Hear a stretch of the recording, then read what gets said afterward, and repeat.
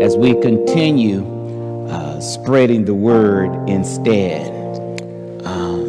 Just want to give you a quick review on last week as we looked at alienation or reconciliation. Our bottom line was the reconciled are responsible for the message of reconciliation. That means those of us are responsible for spreading the word of God so that those who are saved can sing that song that Jesus saves. And I gave you 4 ways to spread the gospel last week as we think of ourselves as being ambassadors. An ambassador, as we learned, doesn't have any rights or responsibility of their own, except for they must first demonstrate a changed life, not a perfect one, that who they're living for. The second thing that we learned is that you must represent the one who sent you.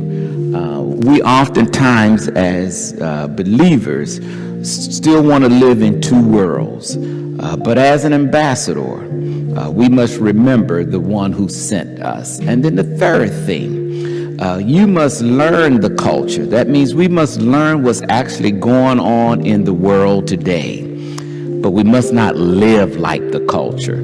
There should be something distinctively different about us. And then lastly, you must be generous with your time, talent, and treasure that you have been entrusted with while you're here in a foreign land. We are strangers. We are aliens here in America. Most of us have taken on a lot of the American ways, but we need to learn where our true residency is. And so as we continue this journey today, I do want to just lift up a couple of things as reminders before we dive into today's message. Please remember, for our couples, married or thinking about getting married or thinking about even getting divorced, I want to encourage you to come out this Friday night as we're having a couples night out, and it is a COVID-friendly environment. So please come on out. You do need to register for this event, and it's I think the registration is open, and we would love to see you here on this Friday night. We've got some great things planned for you. Now, if you need a date, we can't help you with that. You need to go ahead on and do a little work you got between now and Thursday evening. No, Wednesday to find that. I think the cutoff is on Wednesday. And then on October the 1st, we're going to have our next in-person service. You will have to register for that. I believe the registration starts today. And if you don't know that, it's open to any and everyone. But you got to go out and register because, again, it will be a COVID-friendly environment, and we're inviting everyone and anyone who would like to join us for our church anniversary as we celebrate what God has done for us over the last 138 years. I'm excited about what He's going to do as much as I'm excited about what He's already done. Amen.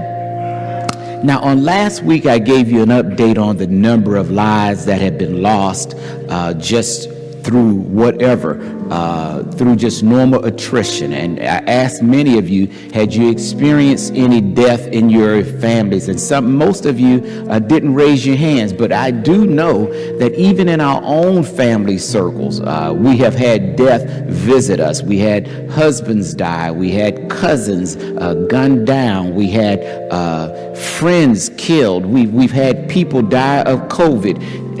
Since last week, since I stood up here last week, 1,100,000 people have died. And so I continue to push the envelope and ask the question, are you spreading the word instead? And I want us to look at today, I want us to think about a prisoner of war. Many of us have not ever been in that predicament. Many of us have not been behind so-called enemy lines in such a way that we have been taken captive by the enemy. But when someone, the story is told and the information is given by many who have been prisoners of war, that when they're captivated, their minds start thinking about their mortality. They wonder if they're ever going to get out, especially if there's been in any crime for insurrection or any other crime against the country in which they're in. And in addition to that, they then start looking forward to their loved ones and trying to encourage them, especially if they know that they have been in prison. This is exactly where we find Paul in our lesson text today. And I want to talk about spread the word instead of fear. I think it just says spread the word without fear, but I want to say spread the word instead of fear. If you would, open your Bibles. And for those of you who have your trusted devices, I want to encourage you, as I always do, to pull down our church app. You can do all those things that I talked about. Register for the upcoming event. You can, for the marriage or couples event, you can also register for the worship experience. But I want you to go to our app and go down to the bottom and go to worship. And then, let me find it there. And then as you tap on the worship tab, go to sermon notes. And when you get there to sermon notes, you should see today, September the 20th, if you just tap on that. And there you'll see our lesson text is going to be Philippians. And in fact, if you just tap on that hyperlink there, it actually take you to the passage in the Bible. And you want to turn to Philippians, the first chapter, verses 12 through 14. And I'll come from the NIV. And there we find these words. Now I want you to know, brothers and sisters, that what happened to me actually served to advance the gospel. Listen to the next verse. As a result, it has become clear throughout the palace guard and to everyone else that I'm in chains for the gospel. And because of my chains, most of the brothers and sisters have become confident in the Lord and dare all the more to proclaim the gospel without fear. Now, on last week, we came from 2 Corinthians, and I introduced you to a man by the name of Paul. Paul, on last week, I told you, was once very zealous for God. But you know, you can be zealous for God and be doing it the wrong way. And in his zeal, Paul was actually going after Christians and actually arresting them and having them killed. But until God accosted him on the road to Damascus, and we learned that God took this man who was going against Christians and turned him into one of the most prolific Christians that has ever lived. And so in today's lesson now, in the book of Philippians, we find this man who was locking up Christians being locked up for being a Christian. What a turn of events. From going after capturing them and turning them over to be locked up to becoming one who is locked up. And so here we have now, as I opened about a prisoner of war, Paul now is a prisoner of war. He is in a war just like you and I. We are in a spiritual warfare. And so here he is now. He's in prison in a Roman cell. And he writes this letter to the church of Philippi. The Philippians was one of his favorite churches. They had poured out their finances. They had poured out their hearts. They had an enduring relationship. And here Paul is now 600 miles away from them, locked in a prison, and they get word that he's been arrested for spreading the gospel. And so to this end, they're concerned not only about his well-being, but even about theirs, because if you take down the one who's high profile for preaching the gospel, then you know what it does to us common folks. We become scared. where we don't want to share the gospel because we feel if it can happen to him, it can happen to us.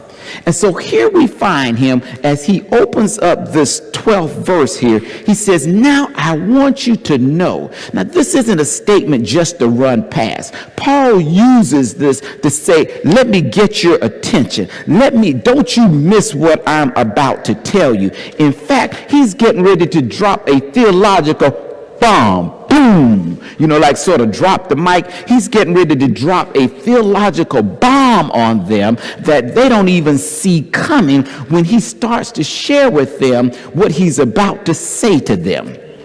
Notice now, he uses a very endearing term, brothers and sisters. This is a term that is used for those of us who proclaim Jesus Christ as our personal Lord and Savior. You see it today still in churches. We go around talking to brother so-and-so and to sister so-and-so, and we do that because what we're now saying is that we are part of God's family, that we're God's redeemed children. You can't go around calling everybody your brother and your sister. It is saved for those of us who are saved. It's an endearing term. And so he uses this term here as he drops this theological bomb on them about his circumstances that they're so concerned and worked up about. He tells them, now look what he says to them. He says that what has happened to me. Now he doesn't expound here in the text on what has happened to him, but let me just give you a little background on what has happened to him. Paul he was mobbed in Jerusalem. He was beaten within 1 inch of his life. Not only was he beaten, but he was unlawfully arrested. Do we know people who get unlawfully arrested? And then he was taken to Rome, but he was shipwrecked on the way going. And not only was he shipwrecked, now he is chained to a Roman soldier. Now, he says, so now, what has happened to me? Now, here's the theological bombshell that he's about to drop on them, has actually served to spread, to advance the gospel. Now, notice now, most of us would be concerned about our being in prison. Now, Paul was not ignoring his situation. He does not have his head in the sand on what is really going on. In fact, he's as a realist can be, because this is why he's writing this letter, because he doesn't know how his case is going to turn out. Here's a man now who's in prison who could actually receive the death penalty, but he actually made his case to want to take his case before Caesar because he wanted to have a chance to tell him that what he was doing was not wrong against the Roman government. So now he says here, to me, what has happened to me has actually served, watch this now, to advance the gospel. This word advance here is a military term. It is a term that is used, or even for what you call those, when you go on those trips, when those folks go hiking and they're going somewhere, expedition. Yeah, that's it, expedition. But this term here is used for those who will go and cut down rough terrain before the army will come through. They're the ones that's going to make a way clear so that the army could pass through clearly and quickly and fastly. Are y'all walking with me here? So Paul says that what you think has happened to me that is bad, that the circumstances that I'm being chained to a Roman soldier day in and day out, 24 hours a day, 7 days a week, 365 days out of the year, the circumstances to the naked eye looks like it's a bad thing. Can I talk plain? What we see happening in our culture looks like it's a bad thing. We've got a lot of things that to the naked eye looks like is really turning the world upside down. And for Paul now, he's saying that this being in prison is going to advance the gospel. Most of the times when we find ourselves in circumstances that looks like there is preventing us from doing what we think God has called us to do, we'll start having a pity party.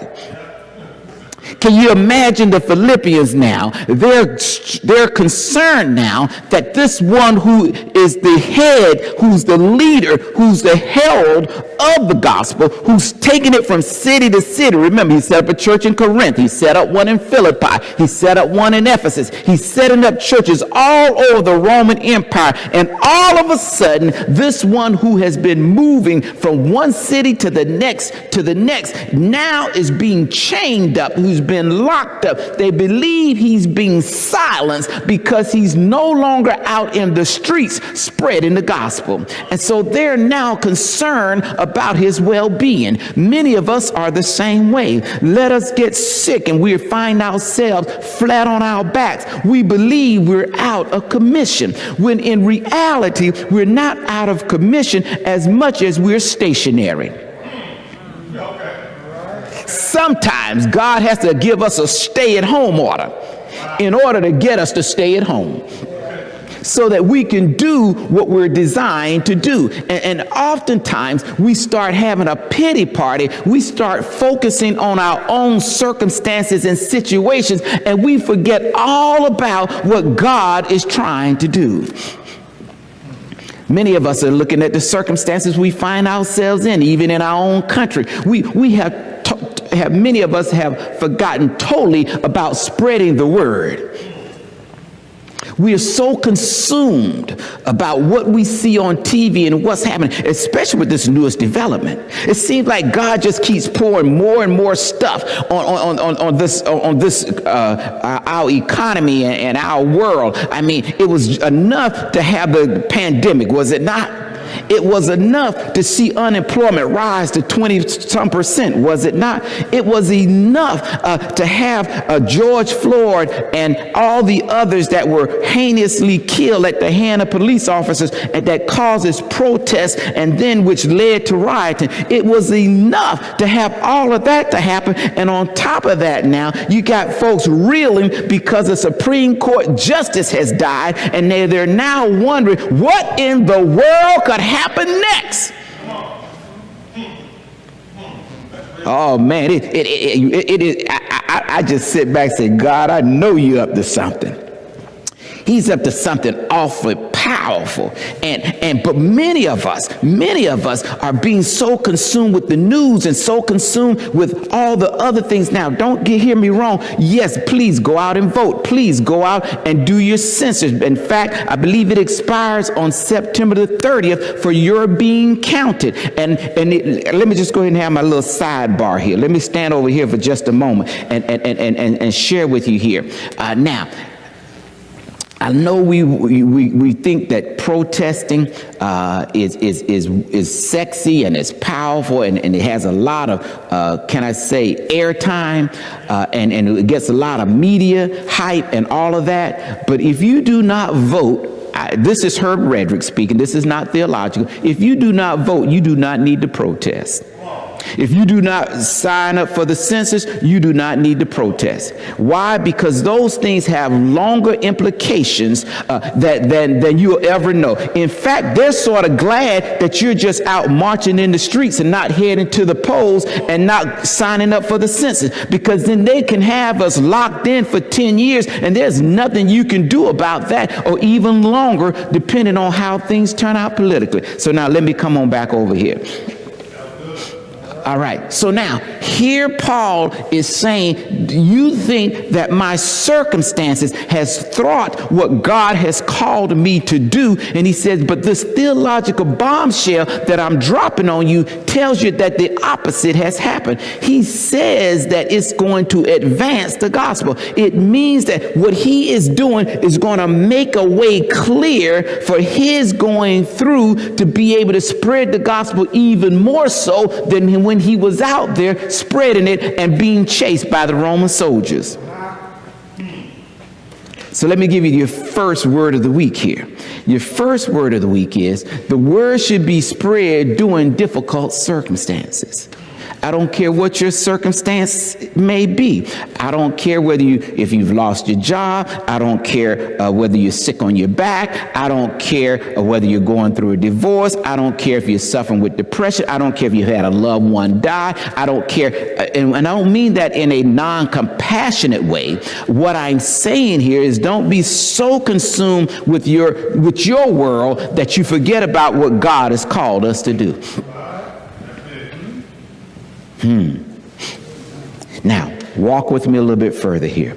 Look what it says in that next verse. He says, now, because of this, he says, as a result of this, listen what he says, it has become clear throughout the palace guard and to everyone else that I'm in chains for the gospel. Now, let's just pause here and talk about these palace guards. Can we just hang out here for just a second? The palace guards now, they are like the Navy SEALs, the FBI, and the Secret Service all rolled up into one and then some. This is how powerful a group. This is the elite of the elite. This is the best of the best. These are the ones who kept law and order. These are the ones who took care of the Pax Romana, the peace of Rome. These are the ones that carried out the Caesar's order and even carried out Caesar if Caesar wouldn't leave if he lost the election. Y'all not listening to me here. Y'all not listening to me here. And so what he's saying here now, that the palace guards, and this elite force was total about a number of 9,000 during the time that Paul was alive and would have been in prison. Now watch here now. He says it has become clear. This word clear means without a shadow of a doubt that throughout now, just not in a little segment, not just in one rank, not in just one troop, but he says throughout the palace guards. Now the palace guards, again, not only guard Caesar Palace. I'm not talking about the one in Vegas. Many of y'all been there. All right. But this is the real Caesar's Palace. They made sure that things went down like they were supposed to go down. That's their role. Now, he says to these here, he says, it has been made clear to this group. And then it says, and to everyone else. Now, who's the everyone else? Well, watch this now. He says to everyone else that I'm in chains for Christ. Now, here's the thing. Paul's in Rome. Y'all please don't miss this. Paul's in Rome now for about 2 years. And because he was there, they allowed him to be on house arrest. But while he was on house arrest, he was chained 24 hours a day, 365 days out of the year to a Roman soldier from the palace guard. This chain was always around his wrist. He had no privacy of his own. Everything he did, the guard was there. He was a threat to the Pax Romana. He was a threat to the peace of Rome. So everywhere he went, there was a Roman guard attached to his arm. Are y'all walking with me here? And so now, for 2 years, he was chained to these guys, and they would change shift. I don't know if they had an 8-hour day. I don't know if there was a new one every day or it was the same one, but I do know they rotated the guards with any prisoner. Can you imagine now that here's Paul chained to someone 24 hours a day? When this young man would get to work, I would say eventually the conversation would come up. What are you in here for? Can you imagine that? Can you just imagine the audience? Now watch this. This is what blew my mind, y'all. I don't know if y'all read the scriptures like I read the scriptures, but when I think about it here now, here's Paul chained to this guy for, let's say it's an 8-hour shift, right? Guess what? Paul isn't the one in chains. It's the other guy. Because for 8 hours, he can't go anywhere. He's got to sit there and listen to what Paul's got to talk about. Paul gets to talk. And watch this. Now, this young man, he may be in the Roman army, but he may not be a Roman citizen. But Paul is a Roman citizen. So guess what? He can't hit Paul. He can't touch Paul. He can't beat Paul. He can't do anything to Paul because Paul is a Roman citizen. Can you see what God is doing here? Can I just talk plain? So I did some math. Y'all know I like math. Let me slow down. I get excited. I just did some math here now. And y'all can fact check me on this, my mathematician. But let's just say that there were 8-hour shifts. And let's just say that's 3 guards a day, right? And you take 3 guards a day, right, times 7 days a week, times 52 weeks out of the year, times 2 years. Do the math. That's over 2,000 guards that he could impact, that he would have an 8-hour day with him to tell them about Jesus Christ. Now watch this. Can I just talk plain? It said it had become clear. Notice now, they had him in chains because of what they thought he had done. But Paul said it had become clear that he was in chains because of Christ. So now he's saying they realized that he wasn't in chains for what they had locked him up for, but he was in chains for what he was proclaiming. He was spreading the gospel. So he's telling the people in Philippi, God, what they meant for evil, God meant for good. You see, oftentimes we see what's going on in our day-to-day world. We think that it is meant for evil, but God's got something good going on. Can I push the envelope a little bit further? If you want to defund the police, if you want to unarm the police, it doesn't look like the way it looks like to God. Can you imagine these these Roman soldiers getting the gospel word now? They're being defunded and unarmed.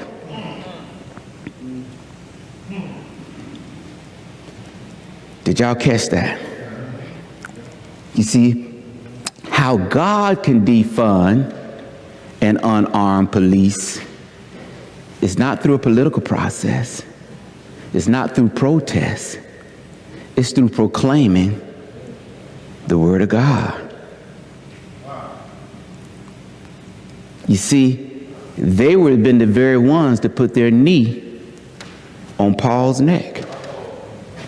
They were the very ones that would go out and cause riots to stop because they were responsible for keeping the Pax Romana. They were the law and order. They were the National Guard that our president, that the Caesar would want to call out if there was corruption and that there was destruction in the city. They were the ones that would go out. But here now, they're locked into Paul 8 hours a day, and they get to hear the word of God. So who is this everyone else? Well, don't you know when they left work, they would go home and they say, honey, what did you do today? Well, I was locked up with a man by the name of Paul, and he told me about this man named Jesus who came down 42 long generations, who walked the dusty roads of Jerusalem, who took 2 fish and 5 loaves of bread and fed a multitude, who turned water into wine, who caused the blind to see and the lame to walk. Can you just imagine what they would do without Facebook, without Twitter, without Instagram, without TikTok? They would be able to tell all their friends, guess what my husband did today? Guess who he learned about today? And then they said that the word spread far and wide. How wide? At least 600 miles. At least. How do I know that? Because that's how far Philippi was from where Paul was in prison. And the word had gotten back to him that the boy was in prison for preaching the gospel. Are y'all watching this? Are y'all listening to this? See, we're getting all worked up about the wrong thing. That's why we need to spread the word instead of fear. All right? A lot of fear is being spread right now to cause you to vote a certain way on both sides. Both sides are spreading fear. Build back better. You can't have that. Or make it great again. You can't have this. The left wing, the right wing. Getting everybody all agitated. When we need to spread is the word. Now this just blows my mind. He says everyone else heard that he was in prison too, but he was in there for Christ. The question becomes, who are we in prison for? Who are we bound for? We're all in some kind of prison. We're all in some kind of stay-at-home order. Whether it's at work, you're now having to work from home. That's a stay-at-home order. All right? Whether you can come into a church building or whether you can't, that's a stay-at-home order. That's a quarantine order. And many of us are allowing those political footballs to influence us in such a way we forget about what God is really trying to do. God is expanding the gospel so far and wide. We're reaching more people now than we were ever able to reach. And when we were even to bring them here in the house, we were reaching them now farther and farther away. Oh, I got something exciting that's going to happen on October the 4th, but I can't tell you now. I want to tell you, but I can't tell you now, but I want to tell you. But it's going to be global. That's all I can tell you. It's going to be global. So let me give you your second word of the week here. Watch what God will do. God will bring people to you when you can't go to them. Notice now, Paul was chained, and they thought they had locked up the gospel. Paul had turned his prison cell into a chapel. Y'all see that? You see, so you have to look at where God has placed you. Wherever you are, God has turned your situation into a place where you can now have a more concentrated time and energy and effort with someone. You can probably talk to people longer now than you had before. And now we're talking about all sorts of things other than what matters most. Look at your conversation logs. What are you spreading? Look at your Facebook pages.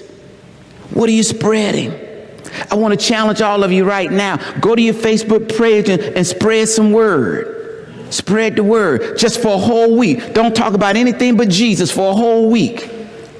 On your Facebook page, on your Instagram, on your Twitter. Nothing. Don't even talk about the political process. Don't talk about any of that. Let's just blow it up for Jesus. That's a global challenge.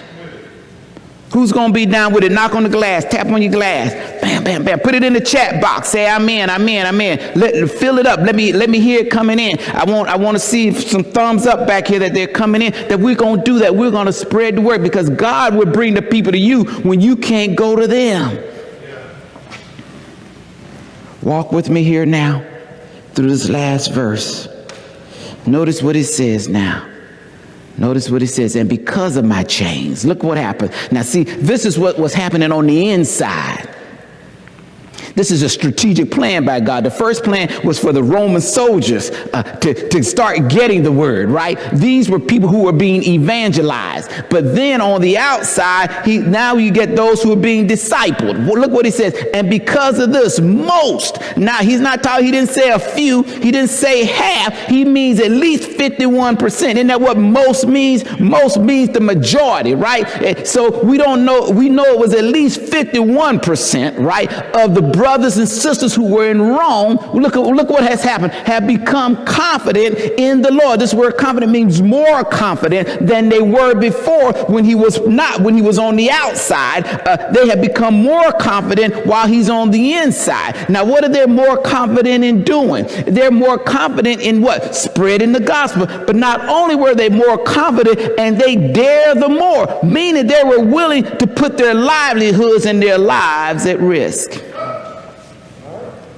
Oh, y'all didn't hear what I'm saying.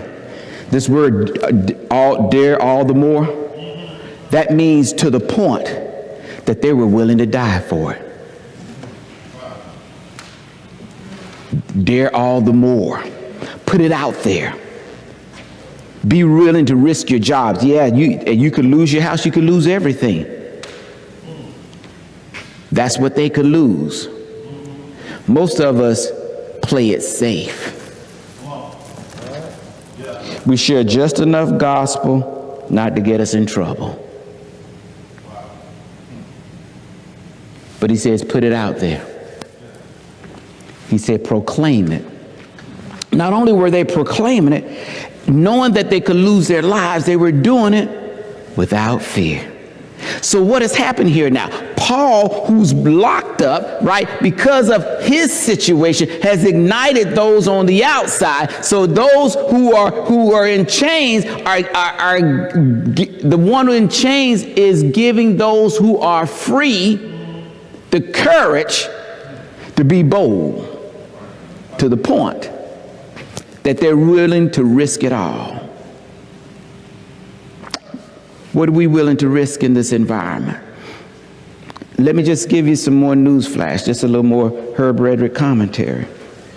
From the economic side, we haven't seen bad yet. It's going to get a whole lot worse. Because of the last 6 months of so many things being shut down. You're going to see so much unemployment and everything come this time next year. It doesn't, can I just go and give you a news flash? It doesn't matter who wins the White House. What's set in motion is already set in motion. God is going to bring more people to their knees because this America's God is not the God of the Bible.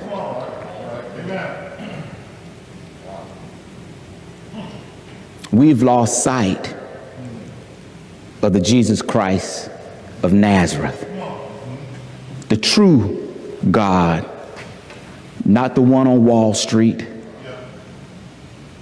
You know, that's how we look at our blessings.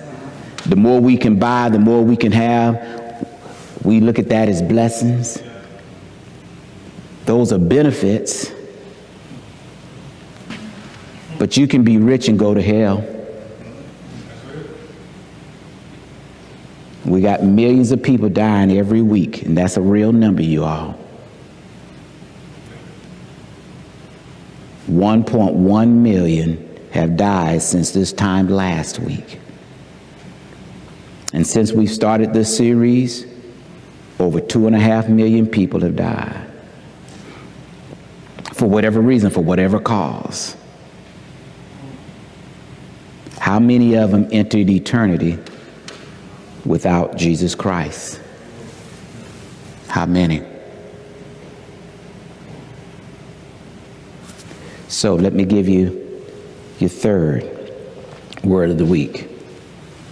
A soul on fire for God has the power to kindle others. Your enthusiasm for the gospel is contagious. Your enthusiasm for the gospel is contagious. It's during this season right now. People need to hear more about what God can do for them than what the White House can do for them, or what the mayor's house can do for them, or what your governor's house can do for them, or what your city council person can do for you. They need to hear more about what God can do for you. So, spread the word instead of fear. Let me just give you four ways to spread the word instead. Here's the first one. We don't need to fall to pieces when our world is falling apart. Listen to me carefully. Paul did not ignore his situation. His situation was real. Your situation is real. What's happening in your life is real. Don't ignore it, but don't fall apart. Don't look at just, let me say it this way. If all you see is what you see, then you don't see all that needs to be seen. Let me say that again. If all you see is what you see, then you don't see all that needs to be seen. So, we don't need to fall to pieces when our world is falling apart. Second one, we must not let the pace and the pressure of life stop us from spreading the word. Some of us can get just too busy being busy that we're too busy to do the business we need to be busy doing. I'm not going to say that one again. We're just too busy doing the business of what we should be doing the business of. See, I told you I wasn't going to say it again. So you have to listen to that one again. All right, the third one. We must be consistent. Now, this is important with our witness, because we don't know when it will be effective. Can you imagine Paul now when he was chained up for 2 years, every day chained to someone, and he's having a bad hair day. And because of his bad hair day, his witness for God becomes ineffective. Do you know how much damage a bad day for Christ will do versus all your good days? That's why the enemy is always trying to knock us off the horse. He doesn't care. I think it was Martin Luther, not Martin Luther King, but Martin Luther, who said the enemy doesn't care which side of the horse you fall off on, just as long as you fall. Just wants to take you out. And then the last one. We need to be ignited, right? And we all need to be igniting others.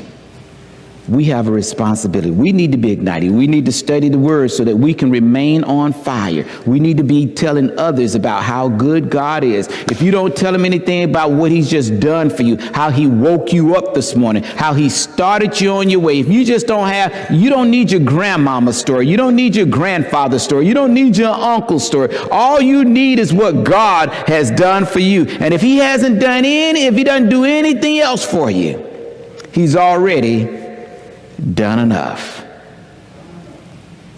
And so you just need to tell someone that there is somebody who can save anybody, and his name is Jesus the Christ. So here's your bottom line. You may be quarantined, but the word is not. Paul was locked up. He was quarantined. He was at a stay-at-home order. Call it whatever you want, for 2 years. And God was able to use that to advance the gospel. We could be up under this stay-at-home order for 2 years. And what should happen to the church? It should expand instead of contract, if we would spread the word instead. God bless you. Stand by for Minister Fred as he'll come and give some closing remarks. Have a blessed week.